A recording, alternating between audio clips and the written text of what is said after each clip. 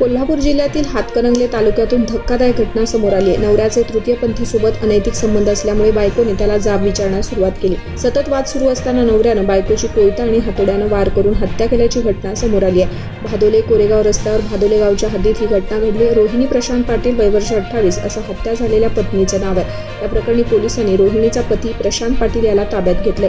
अधिकची माहिती अशी की तृतीय पंथाबरोबर असलेल्या अनैतिक संबंधामुळे प्रशांत पाटील याने भादोले कोरेगाव रस्त्यावर पत्नी रोहिणी पाटील हिची कोयत्यानं आणि हातोडीनं वार करून हत्या केली। या दरम्यान यापूर्वी प्रशांतनं पत्नीच्या डोळ्यात चटणी देखील टाकली। ही घटना सोमवार दिनांक 29 रात्री 9 वाजण्याच्या सुमारास घडली। या प्रकरणी वडगाव पोलिसात गुन्हा दाखल करण्यात आलाय।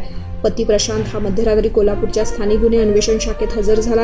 रात्री नातेवाईकांना पती प्रशांत बरोबर या हत्या प्रकरणात आणखी काही जण सामील असल्याची शक्यता वर्तवली आहे। शिवाय नातेवाईकांनी या प्रकरणी कारवाई करण्याची मागणी देखील केली। या दरम्यान प्रशांत पाटील याला न्यायालयात हजर केला असता त्याला 3 ऑक्टोबरपर्यंत पोलीस कोठडी सुनावण्यात आली आहे।